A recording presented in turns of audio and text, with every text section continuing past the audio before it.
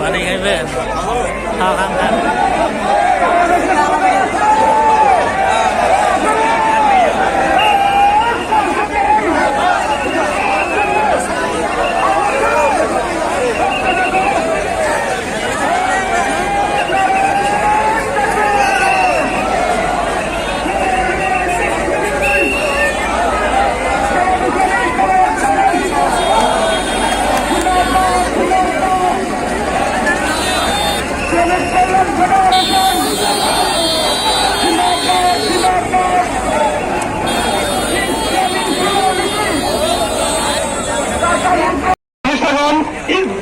স্টেজে আসার জন্য বিনীতভাবে অনুরোধ করছি। এই পর্যায়ে আপনাদের মাঝে শুভেচ্ছা বক্তব্য রাখবেন বাংলাদেশ শ্রমিক কল্যাণ ফেডারেশনের নারায়ণগঞ্জ জেলার সহসভাপতি আব্দুল রাজি শিকদার ভাই, শ্রমিক নেতা আব্দুল রাজি শিকদার ভাই। বিসমিল্লাহির রহমানির রহিম। বাংলাদেশ শ্রমিক কল্যাণ ফেডারেশন নারায়ণগঞ্জ জেলা কর্তৃক আয়োজিত আজকের এই মহান শ্রমিক সমাবেশের সম্মানিত সভাপতি, প্রধান অতিথি, শ্রমিক নেতৃবৃন্দ, আমার সামনে উপস্থিত নির্যাতিত নিষ্পেষিত অবহেলিত শ্রমিক ভাইয়েরা, আসসালামু আলাইকুম ওয়া রাহমাতুল্লাহি ওয়া বারাকাতুহু। আপনারা জানেন 1886 সালে আমেরিকার হে মার্কেটে শ্রমিকদের কর্মঘণ্টা 8 ঘন্টা বাস্তবায়নের দাবিতে তারা বিশাল সমাবেশ করেছিল।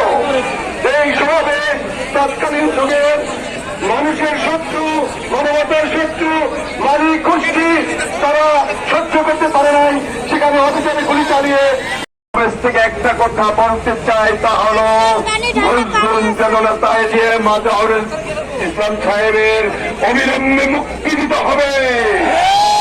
শ্রমিকদের হৃৎপিণ্ড তাকে কারাগারে বন্দী করে রাখা যাবে না। বিলম্বিত হয় এই সরকারকে আমরা সন্দেহের চোখে দেখবো।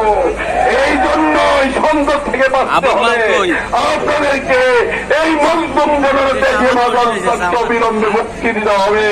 এই কথা বলে আমি আমার বক্তব্য শেষ করলাম। আসসালামু আলাইকুম ওয়া রাহমাতুল্লাহি ওয়া বারাকাতুহু।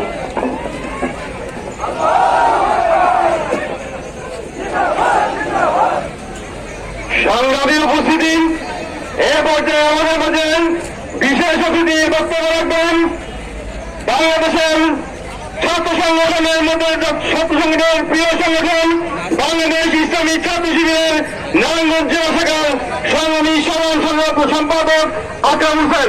আকরাম হোসেন ভাইকে সংক্ষিপ্ত বক্তব্য রাখার জন্য অনুরোধ করছি।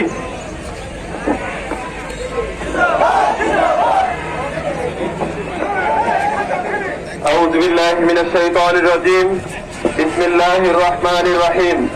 শ্রমিকদের প্রিয় সংগঠন বাংলাদেশ শ্রমিক কল্যাণ ফেডারেশন কর্তৃক আয়োজিত নারায়ণগঞ্জ জেলা শাখা কর্তৃক আয়োজিত 1 মে দিবস আন্তর্জাতিক শ্রমিক দিবস উপলক্ষে আজকে সমাবেশ এবং র্যালিতে উপস্থিত নারায়ণগঞ্জ জেলা শ্রমিক কল্যাণ ফেডারেশনের সংগ্রামী সভাপতি, সেক্রেটারি, উপস্থিত আমন্ত্রিত অতিথিবৃন্দ এবং আমার সামনে উপস্থিত প্রিয় সংগ্রামী সহযোদ্ধারা, আসসালামু আলাইকুম ওয়া রাহমাতুল্লাহ।